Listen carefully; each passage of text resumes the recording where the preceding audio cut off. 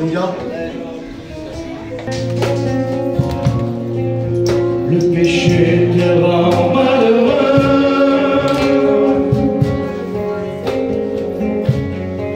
Tu t'aperçois que tu es heureux, mais tu es malheureux. Toi qui vis sans Dieu, tu es malheureux. Je vais te présenter le roi ressuscité. Il veut te donner la véritable paix. Il veut te préparer une place à ses côtés. Jésus-Christ a vécu sur la croix. Jésus-Christ a vécu sur la croix. Il t'a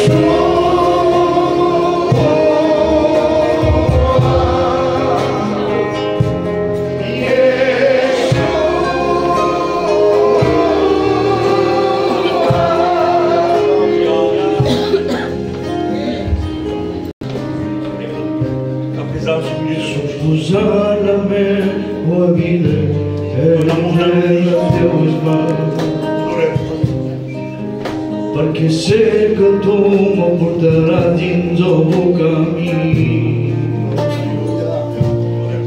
Però trobo que se confia en tu, que tu saps el que és la veritat i també la vida. Senyor, dóna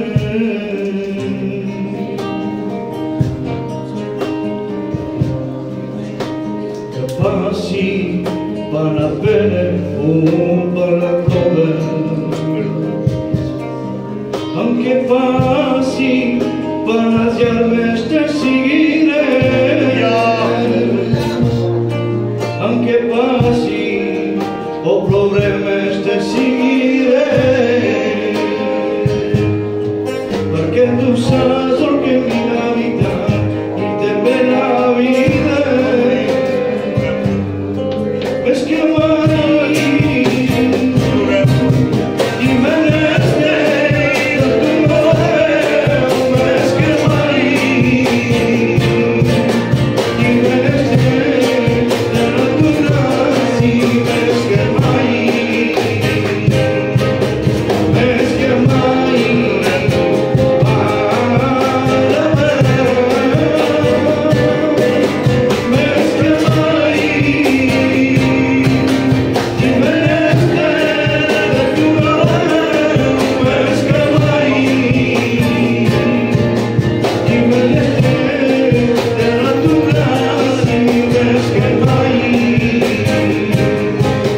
més que mai.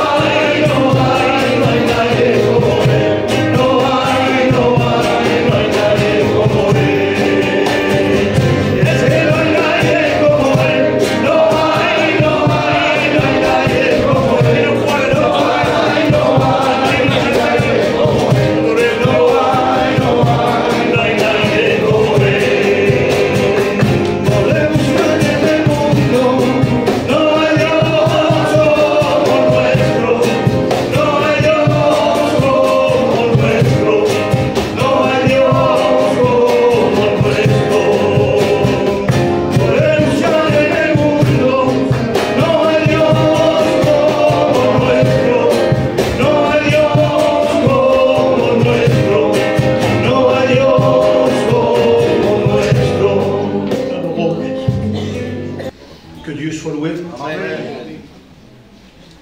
Gloire à Dieu de ce que nous a donné la vie encore aujourd'hui. Amen.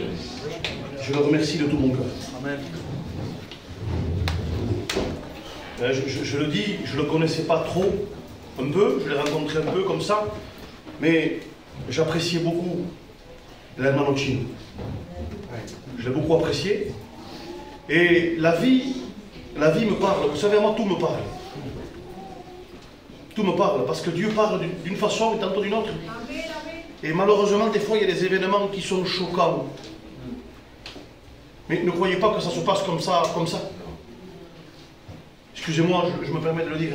La mort d'un homme de Dieu, elle témoigne à l'humanité. Tout ce qui peut arriver à un chrétien, à un pasteur, ce n'est pas simplement parce que ça arrive, parce que non, non du tout. Dieu veut lancer un message. Que la terre, aujourd'hui tu y es, demain tu n'y es plus. C'est vrai, c'est vrai. On n'est pas là pour s'appuyer sur la santé qu'on a, ni même sur l'âge qu'on peut avoir. C'est vrai. Vous inquiétez pas, hein, je ne suis pas en train de faire peur à personne. Mais je parle de réalité. Vous comprenez? La réalité, c'est que sur la terre, rien n'est vrai. Sur la terre, il n'y a rien qu'on peut... De toute façon, Salomon, hein, il va le dire, il va parler de vanité. Mais il y a une autre version qui dit « Tout n'est que fumée ». Ça veut dire quoi? C'est quoi la fumée? Essayez de l'attraper, de la ramener chez vous. Essayez d'en conserver un peu. C'est impossible. La vie est tellement... Il a fallu que j'arrive à 50 ans pour me rendre compte qu'une vie c'est court. Elle passe comme... Vous ne pouvez pas vous imaginer, vous ne pouvez pas savoir. Ah, je sais qu'il y en a beaucoup qui ne comprennent pas trop quand on a 20 ans. On ne comprend pas. On va dire, ces vieux là, ils sont fous. Ils disent n'importe quoi. Je ne sais pas si vous comprenez. Ça passe très vite une vie. Et même si elle ne passe pas, elle se brise très vite une vie. Elle se casse d'une vitesse. Mais que Dieu soit loué de ce qu'au milieu de ce brouillard, le ciel s'intéresse à nous. C'est ce qui m'intéresse à moi. Que le ciel s'intéresse à moi. Imaginez-vous qui prendrait à Dieu le désir de prendre une semaine de vacances. Et qui dirait ça va, ça fait longtemps. Hein, ça fait longtemps que je veille, j'ai envie de prendre une petite semaine de vacances. Je vous promets qu'il n'y aurait pas d'endroit dans lequel tu pourrais te cacher, où le démon viendrait te chercher. Il n'y aurait pas d'endroit où tu pourrais te dissimuler, où c'est que la ruine viendrait te prendre. Dieu contrôle tout. Amen. Il n'y a rien qui ne contrôle pas. Vous savez, un jour, il y a des choses un peu curieuses. Je suis partagé. Antonio, pardonne-moi, parce que il n'y en a pas un, il y en a 3 messages. 1, 2, 3. Mais bon, je ne veux pas porter ça, moi je veux porter ce que Dieu veut. Amen. Je ne veux pas vous éblouir moi, ce soir. Je me permets de le dire avec beaucoup d'humilité. Et les frères le savent, parce qu'aujourd'hui on a les moyens de porter un message et que vous dites c'est beau. Il y a les moyens. Il y a Internet, il y a les dictionnaires, peu de méditation. Puis, croyez-moi, on envoie même des jeunes dans le ministère aujourd'hui, ils ont des messages extraordinaires. On cherche plus ça aujourd'hui, nous. C'est plus ça l'important, vous comprenez? L'important, c'est quoi? C'est de parler de lui, de parler de Jésus-Christ. Donc, j'ai partagé entre 3 messages, mais peu importe si ça va être long, ça va être court. En général, je ne suis jamais très long. Je ne suis jamais très long parce que souvent, quand c'est long, on regarde l'heure. C'est compliqué, c'est malheureux, mais c'est comme ça. On vit dans un monde comme ça. Quand on est 2 heures dans un film, on ne regarde pas l'heure. Quand j'étais dans le monde, moi, pardonnez-moi, certains qui sont là, que la boîte de nuit se fermait à 4 ou 5 heures du matin déjà. Hein? Vous comprenez pourquoi? Parce que je prenais du plaisir. Je te pose une question. Est-ce que tu prends du plaisir en Jésus-Christ? Amen. Je suis content pour les reines. Parce qu'aujourd'hui, on dirait que la vie chrétienne, c'est un boulet, une obligation, un cas. Vous comprenez? Heureusement que Dieu est là et que Dieu est vivant. Et un jour, Dieu va parler, dirons-nous, va nous parler à travers le livre de Job. C'est pas ce que je veux parler, mais ça me vient, donc je veux vous le dire. C'est des choses un peu choquantes quand on parle de Job. Il y en a qui n'aiment pas trop qu'on parle de Job. Job était un homme qui portait 10 foulards autour de son cou. Un pour chaque enfant qu'il a perdu. Beaucoup, hein. C'est compliqué. Et à un moment donné, il va être dans l'incompréhension la plus totale, hein, parce que bien souvent, quand on passe par des moments compliqués, les amis ne sont plus là, ou alors s'ils viennent, parfois, il y a des amis qui vont venir. Pendant quelques jours, ils vont être là, ils vont voir la misère tellement grande de Job qu'ils ne vont pas parler. Ils vont rester muets pendant un temps. Muets. Et au bout d'un moment, ils ouvrent leur bouche, et puis malheureusement, quand l'homme parle, c'est toujours... Il est toujours maladroit. Tout ce qu'il touche, il le casse. Tout ce qu'il fait, il le brise. L'homme et la femme, c'est comme ça. C'est malheureux. Et puis, ils vont parler pendant, je crois que c'est à peu près 37 chapitres de Job. Les hommes vont parler. Et pendant 37 chapitres, au lieu de le consoler, ils le révoltent.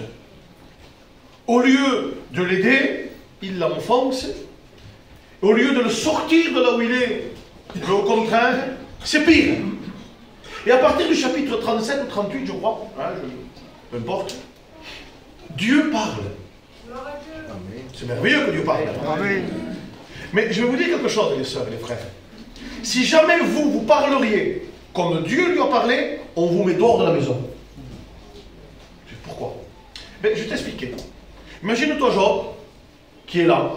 Ça fait des mois qu'il a perdu ses fils. Il est dans le deuil. Il est malade de la plante des pieds jusqu'au sommet du crâne. Il a une femme extraordinaire.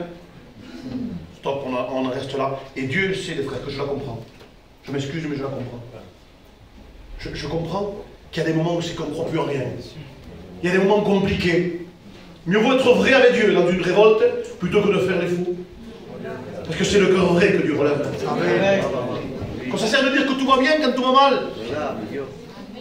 Dieu va faire un reproche à quelqu'un, il va dire tu passes pour être vivant, mais en réalité tu ne l'es pas. Ne passons pas parce que nous ne sommes pas. Je vous donne une solution, une potion magique d'Astérix. Je vous la donne. Soyez toujours vrai avec Dieu. Amen. Je n'ai jamais dissimulé à Dieu ce que j'étais. J'ai toujours été honnête. Je ne veux pas passer pour un prieur. Je ne veux pas passer non plus pour un grand théologien. Je suis ce que je suis par la grâce de Dieu. Quand il y a eu mon erreur, il l'a connue. Quand il y a eu mes faiblesses, il les a sues. Il n'y a rien que je lui ai dissimulé. Mais sa main a toujours été avec moi. Juste avant la prédication d'hier, je vous le dis, hein, juste avant la prédication d'hier, j'ai eu une grosse attaque, un gros problème. J'ai fait confiance à Dieu. Après la prédication, il était arrangé. Gloire à Dieu. Amen. Dieu s'occupe de moi. Gloire à Dieu. Et Dieu voit Job. Et pendant 2 ou 3 ou 4 chapitres, Dieu parle. Alors, quel mot vous allez trouver, vous, pour consoler un homme qui a perdu 10 enfants, qui est malade, qui attend la mort? José, qu'est-ce que tu lui aurais dit, toi? Eh bien, moi, parce que je pleure facile. Hein, moi, je pleure devant un dessin animé. Je pleure facile. Moi. Alors, moi, je vois Job, je pleure avec lui. J'adore. Je dis ça, j'ai pas de mots. Moi, je pleure. Et Dieu va lui parler. Job, il faut que je te parle. Alors, Job, il est là. Le patron parle. Hein? Nous, on n'a pas les mots. Et Dieu lui dit, voilà Job, je vais te parler de la poussière de la terre. Poussière de la terre. Il va lui faire un cours de science naturelle. Il va lui parler des crocodiles. Excuse-moi, je suis à la place de Job, tu viens chez moi, tu me parles des crocodiles, je te mets dehors. Il va lui parler de l'autruche. Il va lui parler des animaux, des biches, de la poussière qui s'élève. Il va lui parler de la grève. Il va lui parler de... Il est là. Attendez, excusez-moi, c'est pas le langage qu'on parle à un homme qui a perdu 10 enfants. Mais les yeux de Job commencent à s'écarquiller et il comprend ce que Dieu est en train de vouloir lui dire. Il est en train de lui dire, Job, regarde, quand la poussière elle se lève pas sans que moi je la contrôle. Quand la pluie vient tomber sur une terre sèche, les gouttes qui tombent, je contrôle chacune des gouttes qui tombent, c'est moi. Quand les petits oiseaux dans un nid, ils sont en train de crier, c'est moi qui les entends et qui les nourris. Quand le lion a faim, c'est moi qui m'occupe. Le crocodile, l'hippopotame, il est en train de lui parler que rien ne lui échappe. Parce que ce que Job voulait voir, c'était savoir si Dieu était encore avec lui. Il le voulait et il a voulu lui faire comprendre, je n'ai jamais été absent depuis le premier jour où la première larme de tes yeux est tombée, j'étais là. Et là, il a compris, Job, que dans la situation la plus compliquée, Dieu a toujours été présent. Et ça a été beaucoup plus bénéfique que quand Dieu lui parle du crocodile ou du corbeau, que 37 chapitres que les hommes ont pu parler. Quand Dieu parle, l'homme comprend. Laisse-toi parler par Dieu aujourd'hui. Laisse que Dieu te parle, parce que Dieu a envie d'avoir une conversation avec toi. J'étais un petit peu mitigé pour parler, je voulais parler un peu à l'église ce soir aux chrétiens. Hein, je l'avais, et puis tout d'un coup il m'est venu un message là. Hein, j'en ai quelques-uns qui sont écrits, et puis celui que je vous prêche, il n'y a rien d'écrit. Oh Dieu, alors vous allez comprendre. Vous savez, le jour où l'esprit de la croix a disparu d'une église, Jésus est parti avec. Le jour où la prédication de la croix a disparu d'une église, Jésus est parti avec la prédication. La théologie n'existe pas que parce que la croix a existé. Amen. Le grec et le latin dans les messages. Que Dieu vous bénisse. N'oubliez jamais de placer la croix dans le centre de toute une prédication. Et je voudrais vous parler de la croix ce soir. Amen. Dans toute la simplicité, je voudrais vous en parler.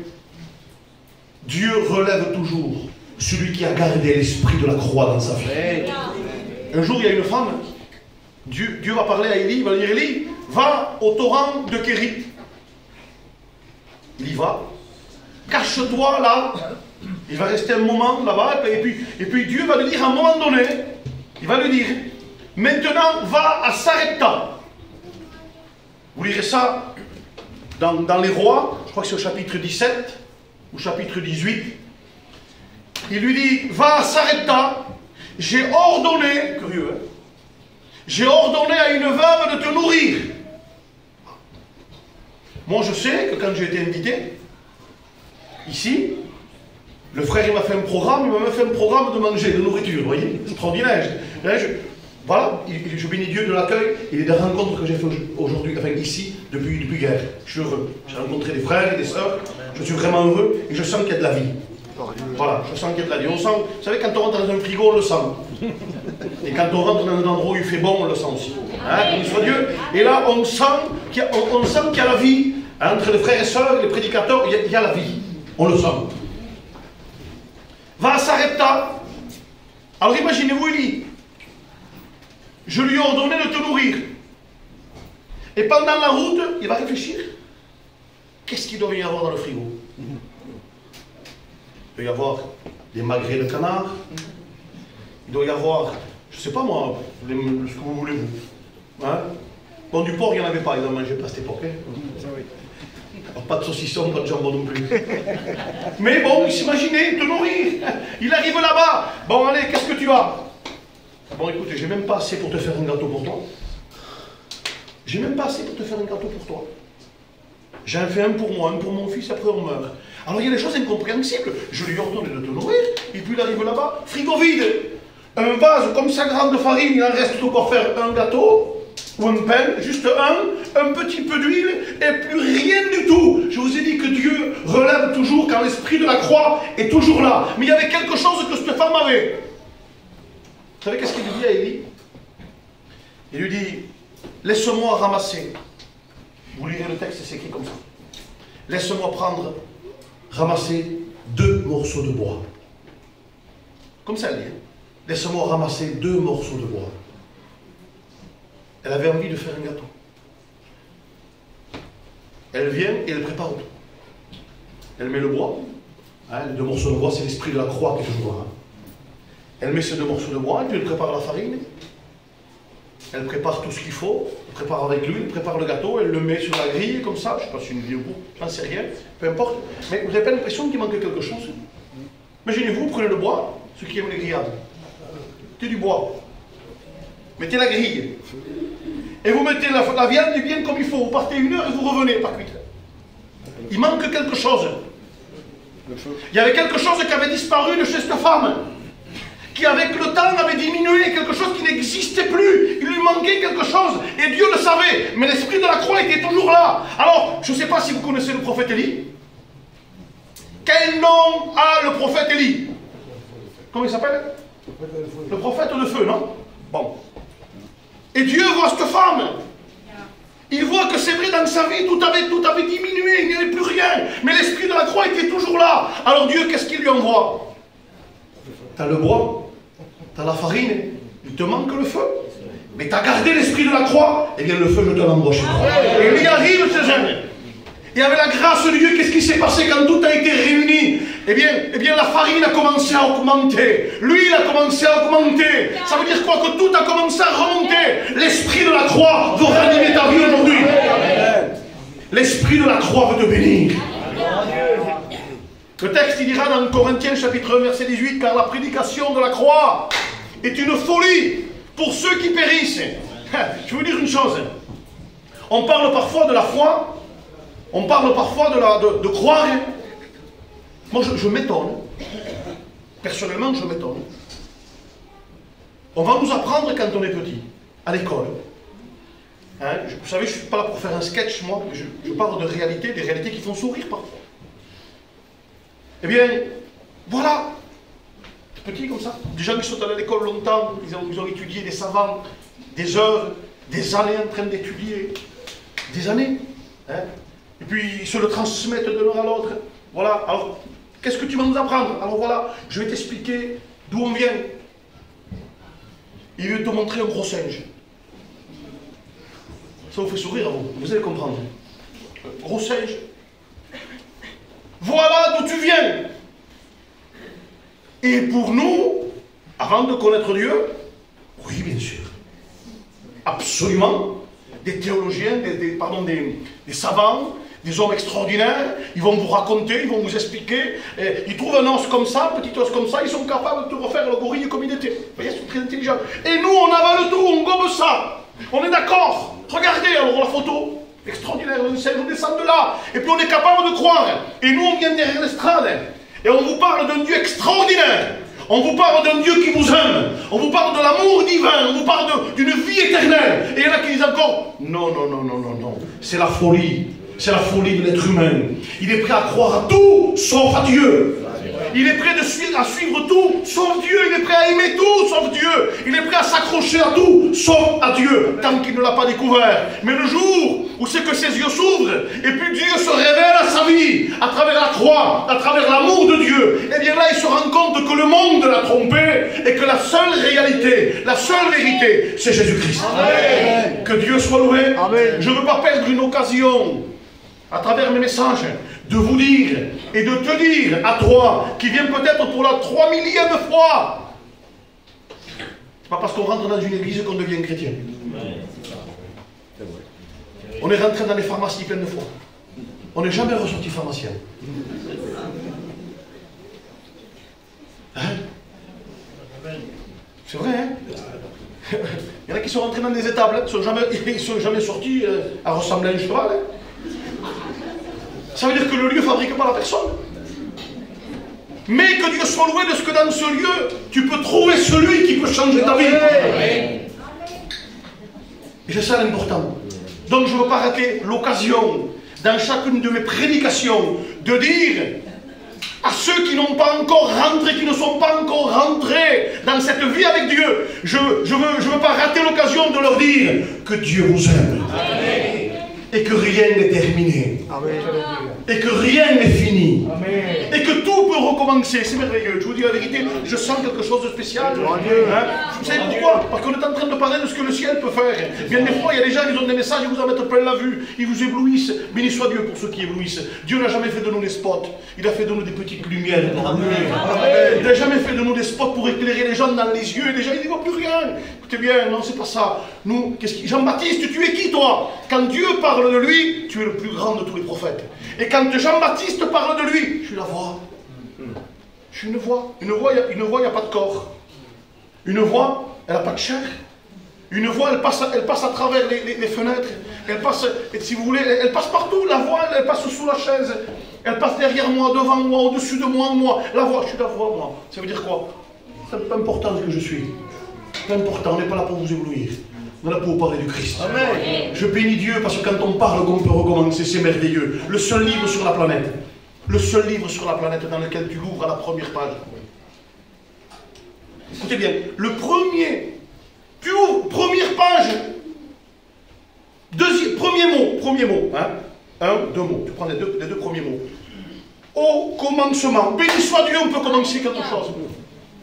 On peut commencer quelque chose. C'est le seul livre, quand tu l'ouvres, au commencement. Mais si tu veux commencer quelque chose, il faut que tu ailles au troisième mot. Le troisième, c'est Dieu. Ça veut dire qu'on ne peut rien commencer sans que Dieu soit là.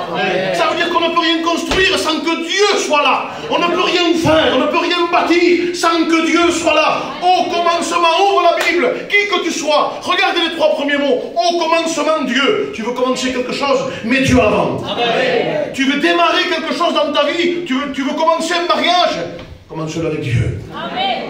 Mets Dieu au milieu, mets Dieu à l'intérieur. Si tu mets Dieu au milieu, vous savez, prenez le plus bel des briques. Si entre les deux, vous ne mettez pas de colle ou de ciment, parce qu'aujourd'hui ça a changé, moi je suis encore avec le béton, je veux dire en 1940. Hein? Aujourd'hui ils mettent une sorte de colle, je sais pas ce que c'est le résidu, pas ce qu'ils mettent entre les deux, mais il faut que ça serre la brique avec une avec l'autre, n'est-ce pas? Sinon vous pouvez mettre les plus belles des briques les unes sur les autres, les ajuster, faire bien attention. Tu vas t'appuyer dessus, la maison elle s'écroule. Au commencement Dieu. Que Dieu soit loué pour ce livre. Amen. On continue un peu plus. Amen. Vous savez, il y a quelque chose de, je ne vais pas dire d'intrigant, mais de merveilleux dans la parole de Dieu. Quand on regarde le premier livre, il s'appelle la Genèse. C'est ça. Et vous savez ce que veut dire Genèse? Toujours pareil, hein, commencement.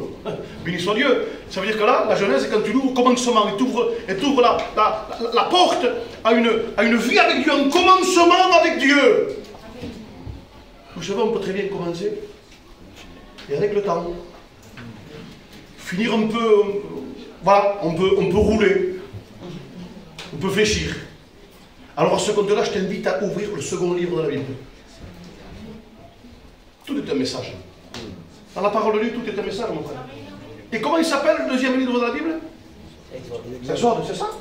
Mais vous savez que je trouve ça curieux, moi. Normalement, tu ouvres la Bible, premier livre, commencement. Et là, quand il y a un commencement, ça doit aller plus loin. Deuxième livre, vous savez qu'est-ce que ça veut dire, Exode? Départ. Je dis, Seigneur, j'ai commencé. Oui. Pourquoi départ? Parce que le Seigneur, il sait que tu peux t'arrêter un chemin. Alors il te dit maintenant, ouvre le second livre. Pourquoi? Parce qu'à travers cette réunion, tu peux recommencer encore. Tu peux avoir un exode. Tu peux avoir un commencement extraordinaire et finir en Égypte. La Genèse, elle commence bien. Elle commence par Dieu parle et tout se met en ordre. Et vous regarderez quand c'est fini, elle finit en Égypte. Mais que Dieu soit loué de ce que même en Égypte, il peut y avoir un exode pour ta vie.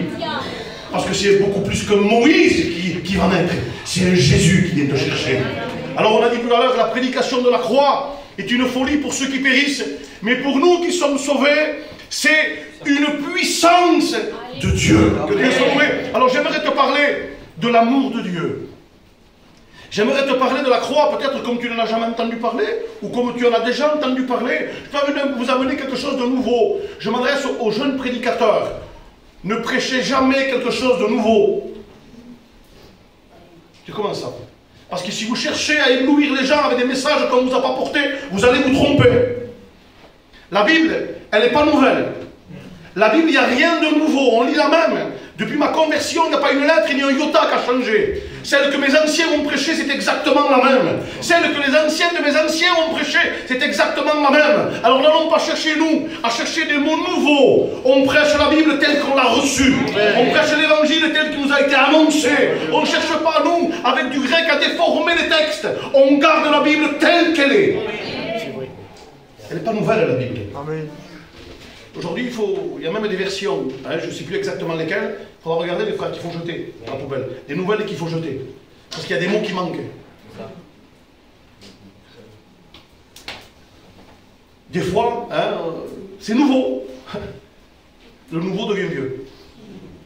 Le nouveau devient vieux. Et le vieux, et après, il se casse. Après, il refait un nouveau. C'est pour ça que la Bible n'est pas nouvelle. Elle est vraie. Amen. Le vrai n'a pas de commencement et de fin. Le vrai n'est pas nouveau, n'est pas ancien. Le vrai, c'est je suis. Amen. La prédication de la croix est une folie. Et je voudrais te parler de cet amour extraordinaire. Qui n'a pas entendu parler que Dieu a donné son Fils? C'est simple, quand vous voyez qui a reçu ce texte de Jean chapitre 3 verset 16, est-ce que vous savez qui l'a dit? C'est Jésus. Hein? C'est Jésus lui-même qui l'a dit là. Et à un moment donné, il va parler avec quelqu'un qui, d'après vous, on prêche ce texte, nous, à des inconvertis. On dit ça, c'est un texte spécialement pour les inconvertis, des gens qui viennent de venir pour la première fois, c'est pour eux, hein, c'est pour eux. Alors quand on voit un inconverti venir, ah, Jean 3,16, c'est pour lui. Et puis il vient un monsieur Nicodème, docteur de la loi. Vous connaissez la loi sur le bout des doigts? C'était un monsieur qui pouvait vous parler de la Torah d'une façon extraordinaire. Il pouvait vous parler d'Élie, il pouvait vous parler de Moïse, il pouvait vous parler du Deutéronome. Il pouvait vous parler des 613 préceptes de la loi. Il pouvait vous en parler, commandements et préceptes. Il pouvait vous dire où c'était écrit. Il pouvait vous parler du commencement. Hein. Je ne vais pas faire l'hébreu, j'allais vous dire du Bereshit, c'est le commencement. On va faire les hébreux ce soir. On est les gitans, on est à l'école jusqu'à 4h30. Stop, ça suffit. Hein. Ça suffit. L'important pour sache lire la Bible, ça suffit largement. Et ça nous convient largement. Vous comprenez? Alors il vient celui-là, ce fameux-là, il vient de nuit. Il vient de nuit. Et quand il vient de nuit, Jésus lui parle. Et à un moment donné, il lui dit, mais t'es docteur en Israël? Attendez, docteur en Israël, c'est pas le petit médecin de campagne. Vous avez compris quand je dis ça, hein? C'est celui qui réellement a étudié et penché sur la Torah avec une grande barbe blanche. Il a peut-être 75 ans là, je sais pas moi, mais peut-être 75 ans là, Nicodème. S'approche. Et nous savons. Malheureusement, le problème, quand on vient devant Jésus et qu'on dit nous savons, c'est là qu'on se rend compte qu'on ne sait rien. Quand on vient devant lui, on ne sait rien et lui, c'est tout. Quand il va parler à l'église dans l'Apocalypse, il va leur dire, écoutez bien, avant qu'eux parlent, il leur dit, je sais, et je connais. Moi je sais, moi je connais, tais-toi, dis rien, je sais qui tu es. Je sais exactement ce que tu fais, je te connais dans les profondeurs. Et lui, il vient, nous savons. Et puis il lui dit, ah bon, tu es docteur en Israël et tu ne sais pas ces choses. C'est pour ça qu'il lui dit, tu ne sais pas. Parce qu'il commence en disant, nous savons. Alors il lui dit, je te dis quelque chose et tu ne sais pas. Et là, Nicodème lui dit, mais comment? Et béni soit Dieu quand beaucoup de... Seigneur, mais là, ça veut dire comment? Ça veut dire, je ne comprends plus. Je ne comprends plus. Parce qu'on ne comprend pas avec l'intelligence, il y avait le savoir. Et là, à lui. C'est pas un... Comprenez-moi, c'est un inconverti par rapport à la grâce, mais un homme qui connaît la Bible sur le bout des doigts. Et là, Jésus va lui dire, Nicodème, car Dieu a tant aimé le monde. C'est à lui qui lui dit qu'il a donné son Fils unique, afin que quiconque croit en lui... Je me souviens, j'étais petit, dans une réunion d'enfants, on avait appris ce texte par cœur. Et je bénis Dieu de ce que, 40 ans plus tard, ce texte, il est gravé dans ma vie. Amen. Car Dieu a tant aimé le monde qu'il a donné. Et puis il savait de quoi il parlait, lui. Parce que le don de Dieu, c'était lui. Il savait à quel point Dieu avait aimé Nicodème. Hein? Lui qui peut mesurer, il peut mesurer la terre et son marchepied, il pèse les collines avec son crochet. Lui qui peut mesurer l'univers avec la paume de sa main. Hein? Quand il parle de l'amour de son Père, il dit tant. Ça veut dire on ne peut pas compter. Même moi, le Fils, je ne peux pas mesurer parce que sinon je pourrais me mesurer à moi. Parce que sinon je pourrais te dire ma taille. Mais comme c'est impossible, il t'a tellement aimé, Nicodème, qu'il a donné son Fils. Qui n'a pas entendu l'amour de Dieu, le don de Dieu? Qui ne l'a pas entendu? Et puis je veux t'en parler ce soir. Je ne serai pas trop long, je ne veux pas être trop long. Vous savez, quand Dieu regarde l'humanité, je me permets de le dire, mais Dieu est en colère. Quand il voit ses pécheurs, à un moment donné, il regarde l'humanité du temps de Noé, et c'était du temps de Noé. Il y en avait un peu moins sur la terre qu'aujourd'hui. Il dit que leur cœur était uniquement tourné vers le mal. Et puis là, Dieu va se repentir. Ça veut dire que ne croyez pas que le ciel reste inactif quand il voit cette terre corrompue.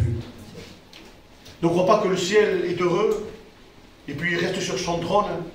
C'est de voir la terre complètement corrompue. Ne croyez pas que c'est comme ça. Le cœur de Dieu est affligé, attristé. Il y a même un moment donné où c'est que Dieu va se repentir. Ça veut dire que Dieu va, on va dire, regretter. Dieu ne se repent pas comme un pécheur. Il va regretter d'avoir créé l'homme.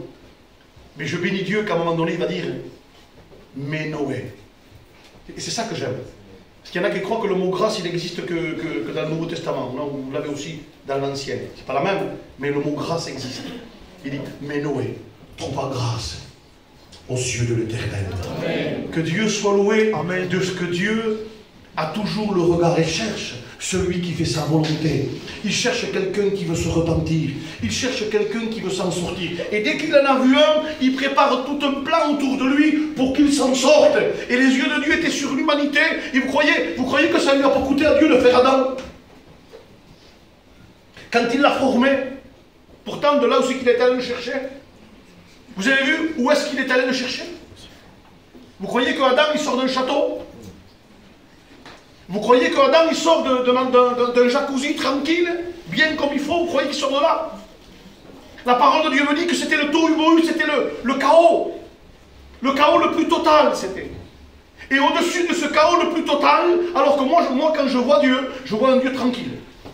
Quand je vois Dieu, je vois un Dieu assis sur un trône, dans la paix et le calme. Mais là, je vois un Saint-Esprit qui est en train de bouger, de remuer, de se mouvoir. Ça paraît curieux. Hein, pasteur, c'est bizarre, non? Je ne sais pas si tu réfléchis. Qu'est-ce qui va motiver le Saint-Esprit à planer au-dessus des eaux? Je ne sais pas, moi. Vous avez réfléchi déjà à ça, les frères? Comment ça se fait?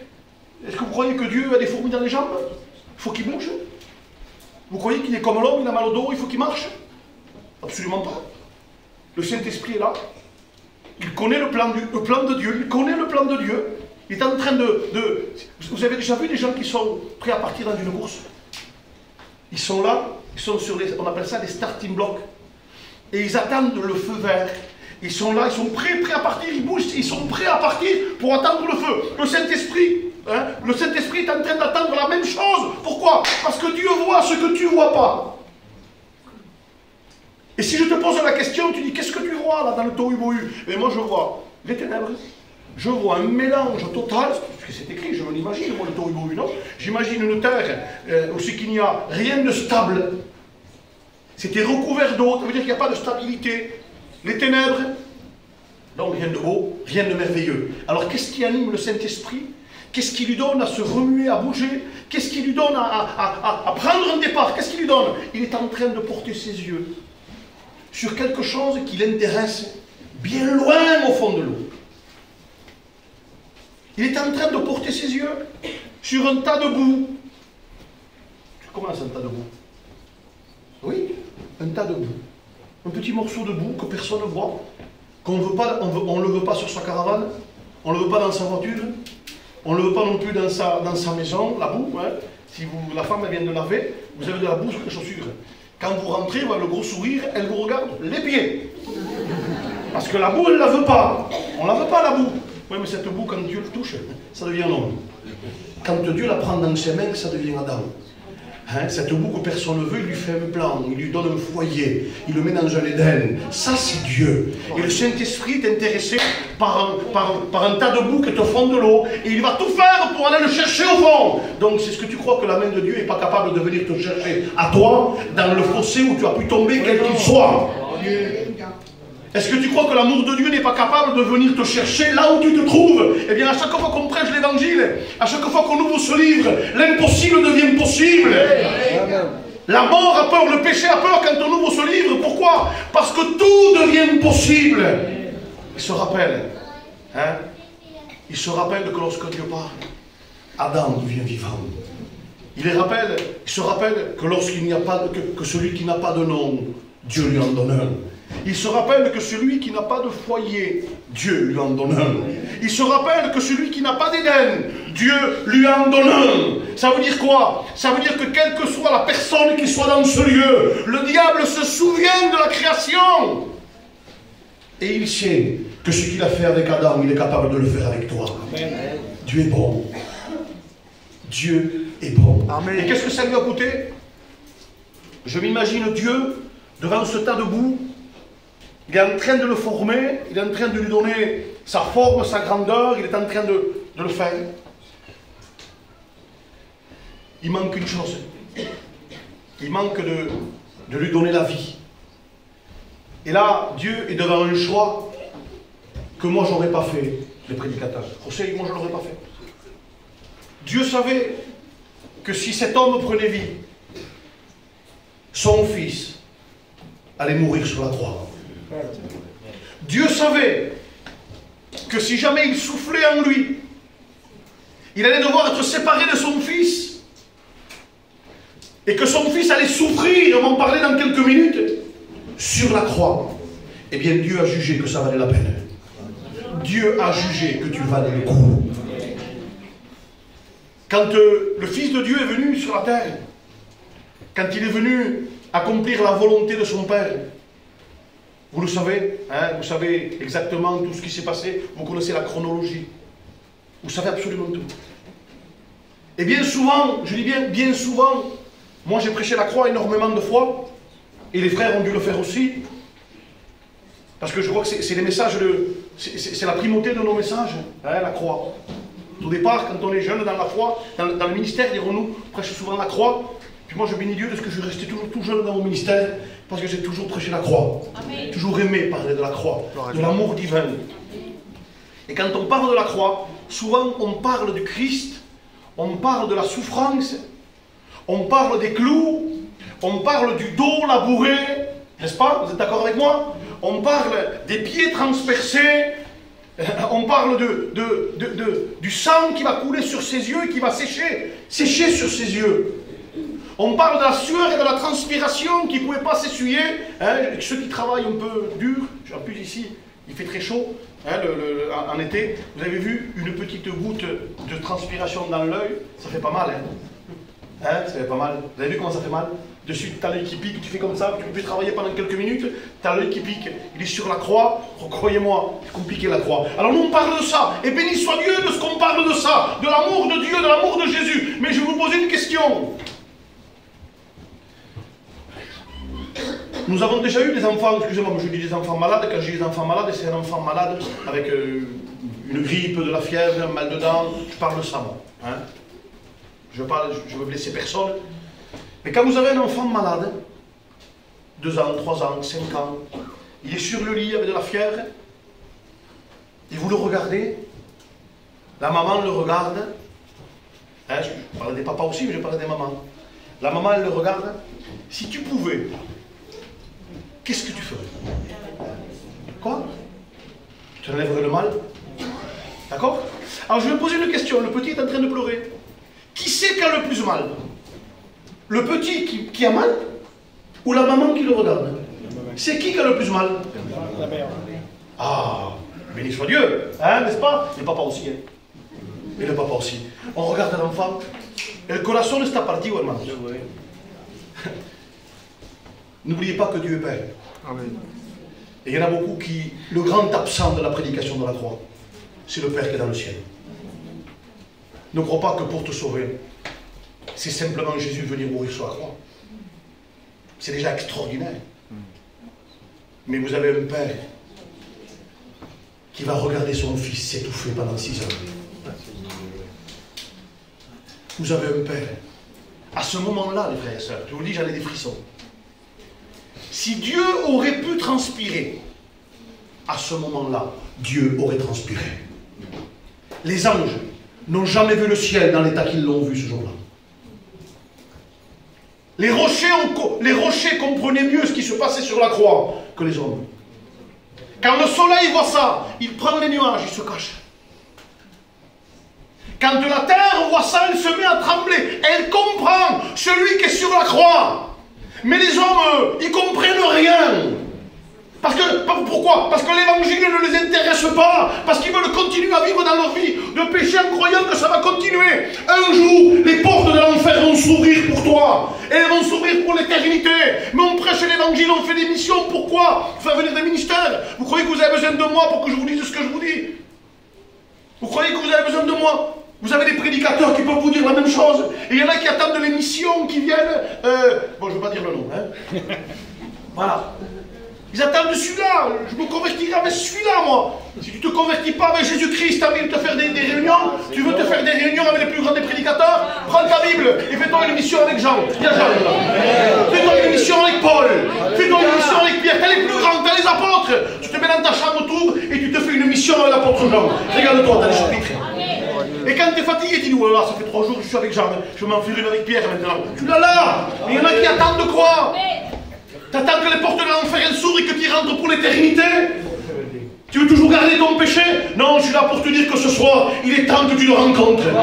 Il est temps que tu le trouves, Dieu t'aime. Mais cet amour ne pourra pas, si tu veux, il ne pourra pas toucher à ta volonté. Ce que tu veux, tu le recevras ce soir.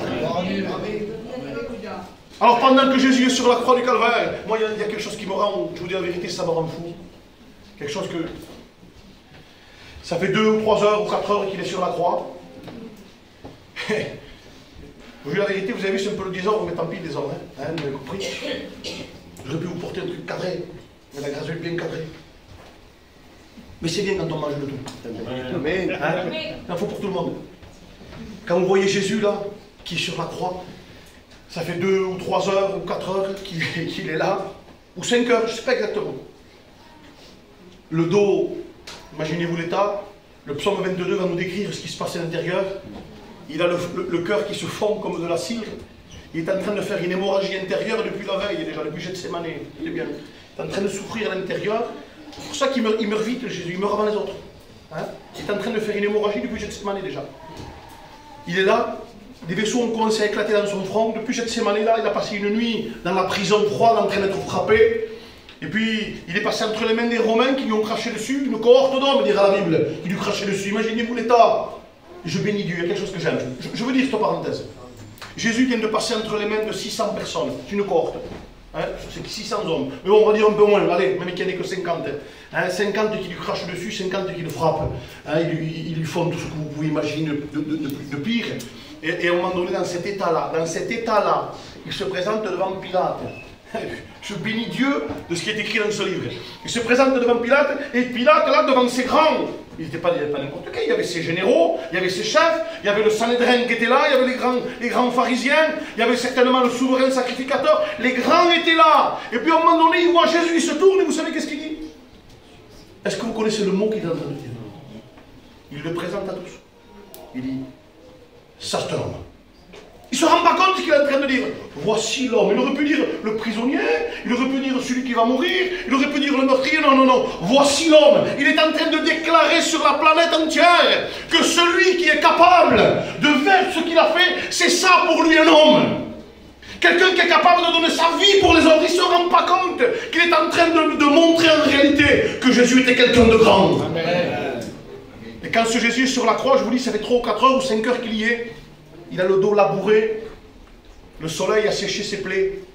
Je ne vais pas vous décrire, hein, parce que j'ai étudié un petit peu comment mourait un crucifié, ce qui se passait. Il y a des choses que je n'oserais pas vous dire. Je le dirai, j'en parlerai dans un cercle fermé, mais si vous l'étudiez, Jésus a vécu l'horreur. Je vous dis que Jésus a vécu l'horreur. Je n'irai pas plus loin dans ce que je vais dire, parce que je vous respecte. Alors ça fait 4 ou 5 heures qu'il y est, il est détruit à l'intérieur, le psaume 22 nous parle, que son cœur se fond, que ses os se séparent. Sa langue, elle grossit, elle gonfle, elle s'attache au palais, il ne peut plus parler. Parle très peu sur la croix, Jésus. Cette fois, il prend la parole, pas plus. Il ne peut pas avoir de longues conversations. Mais de toute façon, il est en train de s'étouffer, et quelqu'un qui s'étouffe ne peut pas parler. On part entre nous, hein, somos gitanicos, très sportif, hein, jusqu'à 18 ans, après c'est fini. Le seul sport qu'on sait faire, c'est monter dans la voiture pour faire 500 mètres. Voilà, après on a des ventres de conducteurs. Alors donc ça veut dire que tu vas courir un peu, tu cours 100 mètres, et tu reviens en courant, et après essaie de me parler. Tu t'arrêtes, tu te mets comme ça, tu respires, tu ne peux pas parler. Tu es essoufflé, tu es en train de t'étouffer, tu ne peux pas. Jésus ne peut pas avoir de longues conversations. Et il est dans cet état-là. Mais tout d'un coup, il entend.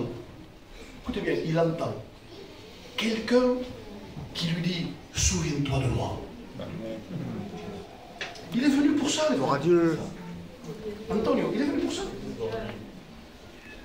Je ne sais pas si vous, moi je me régale ce soir. Amen. Tant pis pour vous, moi je me régale. Amen. Elle est pour moi la paix. Dieu le sait. Elle a de la valeur la croix que parce que Jésus est dessus. Amen. On n'adore pas le bois. Vous avez bien compris. Alors, il entend dans cet état-là. Je vais me permettre de le dire, les frères, étudions-le, regardons-le. Jésus ne peut plus voir. Il ne peut pas voir. Le sang a séché. Il est là, il ne peut plus. Logiquement, il ne peut plus. Le sang a coulé, il ne peut plus. La sueur, les crachats et le sang. Alors il est là.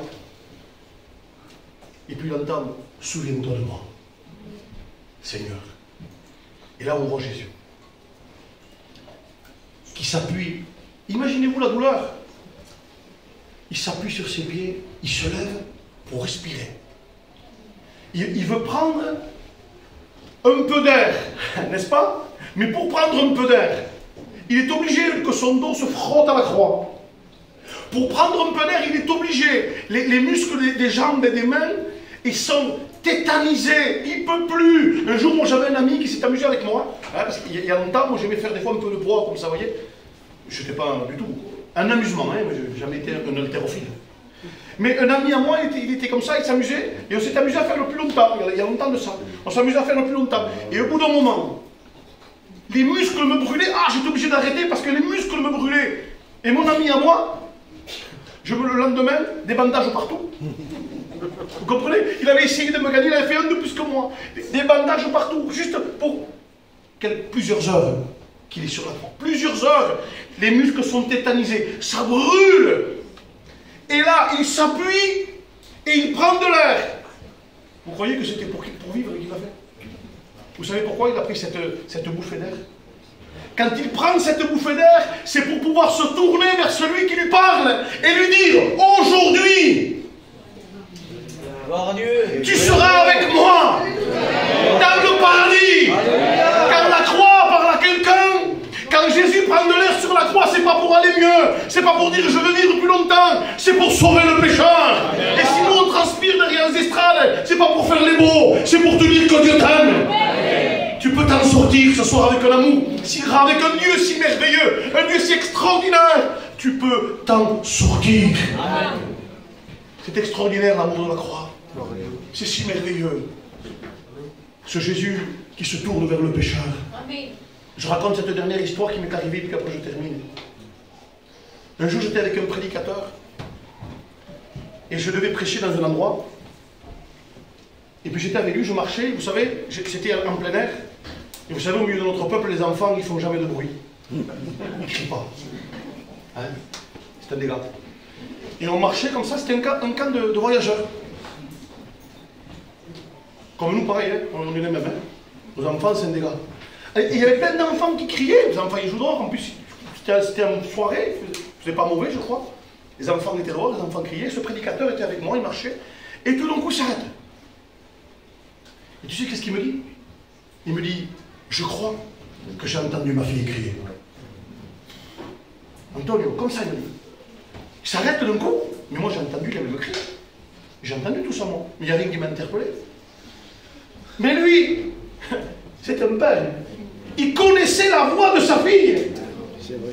Et il s'est arrêté, même qu'il était avec moi, il s'est arrêté. Et puis il s'est arrêté, il s'est dit, ma fille elle a crié, il y a un danger. Et il m'a laissé, il est parti voir si son enfant avait bien crié. Si un homme est capable, au milieu d'un bruit, d'un brouhaha, de beaucoup d'enfants, de reconnaître le bruit du cri de son enfant à lui. Tu crois que Dieu n'est pas capable de reconnaître le tien? Tu crois que Dieu n'est pas capable de reconnaître tes larmes? Tu crois que Dieu n'est pas capable de voir tes soupirs? Tu crois que Dieu n'est pas capable de voir ta situation? Dieu est capable et ce soir, il solutionne ta vie. On couvre les fronts et on prie le Seigneur s'il vous plaît.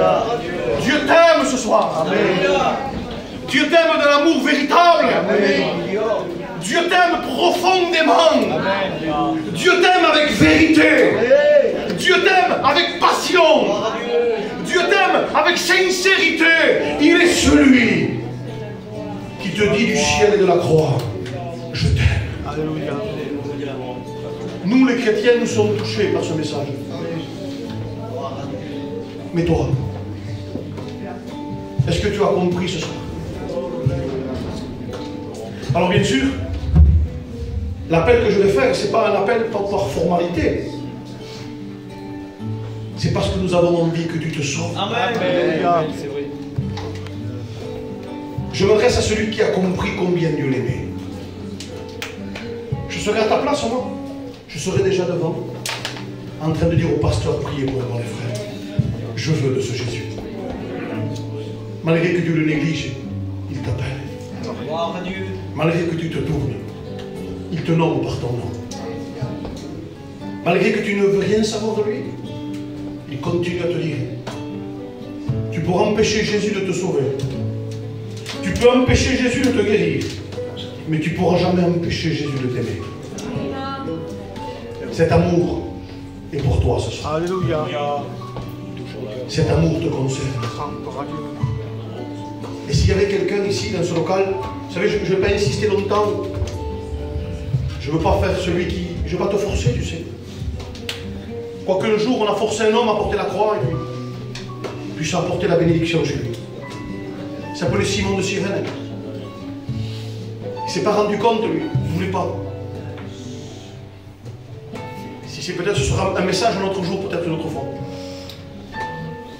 Il a porté la croix. Et la croix l'a marqué. Et si vous étudiez un peu, que vous regardez un peu plus loin, vous verrez que ses enfants étaient connus des chrétiens. Sa maison est devenue chrétienne. Parce qu'il a ramené chez lui. On l'a forcé à porter la croix. Imaginez-vous quand il est rentré chez lui, regardez la prière il y a quelques secondes. Quand il est rentré chez lui avec 2 heures de retard, alors qu'il rentrait jamais en retard. Quand sa femme le voit, elle voit du sang sur l'épaule. Et elle lui dit, mais qu'est-ce qui t'est arrivé? Et il commence à raconter ce qu'il a vu sur Golgotha. Alléluia. Il commence à lui parler que ces marques ne sont pas, ce sang n'est pas le sien. Et il a ramené la croix dans sa maison. Il y a beaucoup de gens qui amènent la drogue chez eux. Il y a beaucoup trop de gens qui ramènent l'alcool chez eux. Il y a beaucoup trop de gens qui amènent la ruine chez eux. Ce soir, ramène la croix dans ta vie. Ramène la croix dans ton foyer. Ramène la croix chez ton mari. Ramène la croix chez ta femme. Dis-leur qu'elle t'a marqué ce soir. Alors s'il y avait quelqu'un ici qui voudrait dire, Seigneur, je ne veux pas me donner à toi timidement. Je me donne à toi entièrement. Je me livre entre tes mains. Il y a peut-être quelqu'un qui s'éloignait de la maison de Dieu. De la croix, Jésus te rappelle. Tu ne fais pas de reproches. Donc s'il y a quelqu'un ce soir qui voudrait que la croix le marque de nouveau, ou qui voudrait que la croix le marque une fois pour toutes, est-ce que tu voudrais dire à Dieu, Seigneur, je lève ma main ce soir et je me donne à toi? Est-ce qu'il y aurait quelqu'un? Ce serait glorieux si tu aurais compris. Je n'insisterai pas. Je ne continuerai pas, j'appellerai pas longtemps. Je crois que tu as senti l'appel pendant toute la prédication. Que Dieu soit loué. Mon cœur, j'ai gagné ma mission, mes frères. Je suis heureux. S'il y a quelqu'un d'autre, n'hésite pas à venir devant, viens avec nous.